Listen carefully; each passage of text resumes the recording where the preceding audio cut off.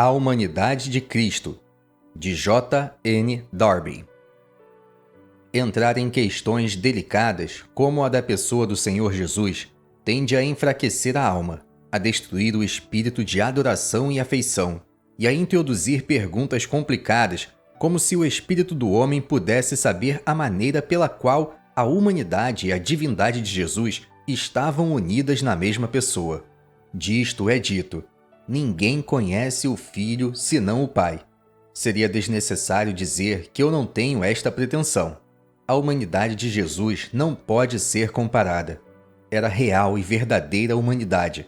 Corpo, alma, carne e sangue, tais como os meus, no que diz respeito à natureza humana. Mas Jesus apareceu em circunstâncias bem diferentes daquela em que Adão foi achado. Ele veio expressamente para tomar sobre si nossas dores e enfermidades.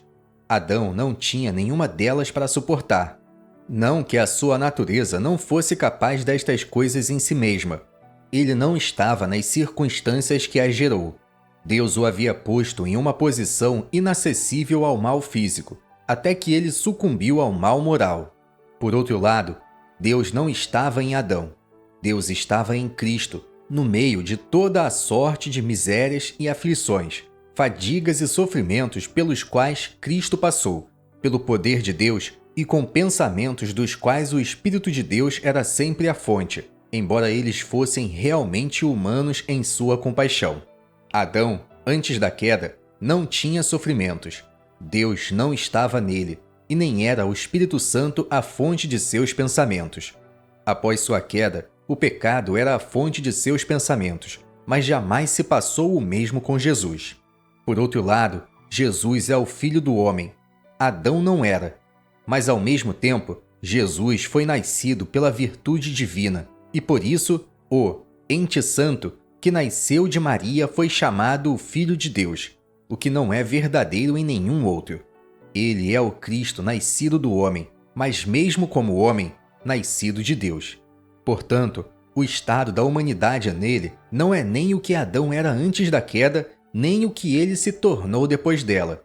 Mas o que foi mudado em Adão pela queda não foi a sua humanidade, mas o estado da humanidade. Adão era um homem tanto antes quanto depois, e depois como antes dela. O pecado entrou na humanidade, que se tornou então alienada de Deus. Ela está sem Deus no mundo. Mas com Cristo não foi assim.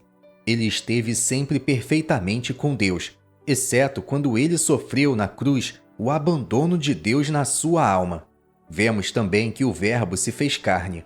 Deus foi manifestado em carne. Atuando assim nessa verdadeira humanidade, sua presença seria incompatível com o pecado na unidade dessa mesma pessoa. É um erro supor que Adão tinha a imortalidade em si mesmo.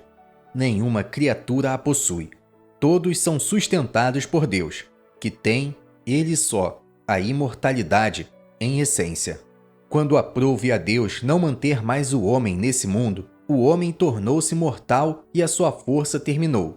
De fato, de acordo com os caminhos e propósitos de Deus, o homem chega até quase 1000 anos, quando ele o quer, ou 70, quando assim lhe apraz.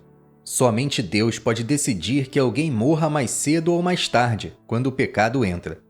Salvo os que, vivendo, forem transformados na volta de Cristo, porque ele venceu a morte por seu poder.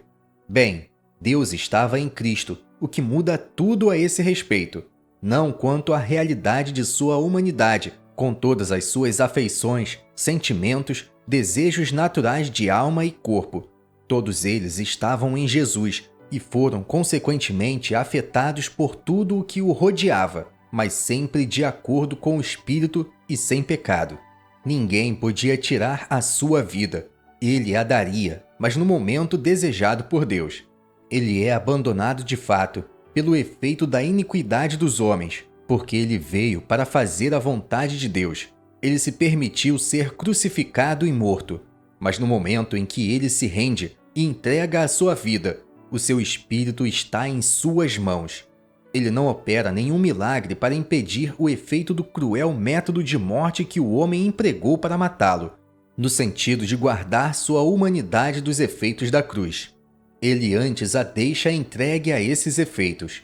Sua divindade não é empregada para guardar-se disso, para guardar-se a si mesmo da morte, mas é usada para acrescentar a ela todo o seu valor moral, toda a sua perfeição à sua obediência. Ele não opera nenhum milagre para não morrer. Antes, ele faz um milagre em morrer. Ele age de acordo com seus direitos divinos morrendo, mas não se guardando da morte, pois ele entrega sua alma a seu Pai, logo que tudo está consumado. A diferença então de sua humanidade não está em que ela não fosse completa e real, ainda como a de Maria, mas está antes no fato de que sua humanidade era assim por um ato de virtude divina, de tal modo que era sem pecado. E além disso, em vez de ser separado de Deus em sua alma como todo homem pecador, Deus estava nele. Ele podia dizer: tenho sede, minha alma está angustiada, e ainda, meu coração é como cera, derreteu-se dentro de minhas entranhas. Mas ele também podia dizer: o Filho do Homem que está no céu, e, antes que Abraão existisse, eu sou. A inocência de Adão não era Deus manifestado em carne. Não era o homem sujeito às circunstâncias em que sua humanidade foi encontrada, em todas as consequências do pecado. Por outro lado, a humanidade do homem caído estava sob o poder do pecado, sob uma vontade oposta a Deus, sob circunstâncias que estão em inimizade com ele. Cristo veio para fazer a vontade de Deus. Nele não havia pecado. Havia uma humanidade em Cristo na qual Deus estava, e não humanidade separada de Deus em si mesma. Não era humanidade nas circunstâncias em que Deus havia posto o homem quando ele foi criado, mas nas circunstâncias onde o pecado o havia posto, e nessas circunstâncias, sem pecado. Nem nas circunstâncias em que o pecado colocou o homem no seu meio, mas antes naquela em que o divino poder o colocou em todos os seus caminhos no meio de todas essas circunstâncias nas quais o Espírito Santo revelou-se a si mesmo na humanidade de Cristo. Não era o homem onde não havia o mal, como Adão inocente, mas o homem no meio do mal. Não era o homem mau, no meio do mal como Adão caído, mas homem perfeito, perfeitamente segundo Deus, no meio do mal. Deus manifestado em carne, real, adequada à humanidade, mas sua alma sempre tendo os pensamentos que Deus produz no homem e em absoluta comunhão com Deus, exceto quando ele sofreu na cruz, onde ele precisava, quanto aos sofrimentos de sua alma, ser abandonado por Deus. Mais perfeito então, quanto à extensão de sua perfeição e o grau de obediência, como nunca antes, porque ele consumou a vontade de Deus na presença de sua ira, em vez de fazê-lo no gozo de sua comunhão. E, portanto, ele pediu que esse cálice fosse passado dele, o que ele nunca havia feito antes.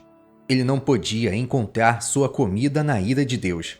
Nosso precioso Salvador era um homem tanto quanto eu mesmo, quanto à simples e abstrata ideia de humanidade, mas sem pecado, nascido de mulher, miraculosamente por divino poder, e além disso, ele era Deus manifestado em carne. Havendo dito bastante, eu recomendo com todo o meu coração evitar discussões e definições sobre a pessoa de nosso bendito Salvador. Vocês perderiam o cheiro suave de Cristo em seus pensamentos e teriam antes, neles, lugar para a aridez do espírito do homem nas coisas de Deus e nas afeições que a elas pertencem. E um labirinto para o homem, porque ele trabalha nisso por sua própria conta. E como se alguém dissecasse o corpo de seu amigo em vez de alimentá-lo com suas afeições e caráter. Posso acrescentar que estou tão convencido da incapacidade humana a este, que está fora dos ensinamentos, o Espírito definir como a divindade e a humanidade estão unidas em Jesus, e estou mesmo pronto para supor que, apesar de o desejo de evitar, eu possa ter caído nesse erro e assim ter dito algo que não seja verdadeiro naquilo que escrevi. Que ele é verdadeiramente homem, filho do homem, dependente de Deus como tal, e sem pecado neste estado de dependência, Deus em sua indescritível perfeição, isso eu mantenho e espero mantê-lo mais do que a minha própria vida. Definir É o que não quero ou pretendo. Ninguém conhece o Filho senão o Pai. Se eu encontrar algo que enfraqueça uma ou mais destas verdades, ou que desonre o objetivo delas, eu devo me opor a isto, se Deus me chamar para fazê-lo, com toda a minha força. Que Deus lhes conceda o crer em tudo que a palavra ensina com respeito a Jesus. Ela é a nossa paz e o nosso alimento para entender tudo o que o Espírito nos dá a entender, e não busquemos definir o que Deus não nos dá para definir, mas para adorar por um lado, para alimentar por outro e para viver em tudo segundo a graça do Espírito Santo. Texto escrito por John Nelson Darby. Narração realizada pelo canal Livros Cristãos em Áudio.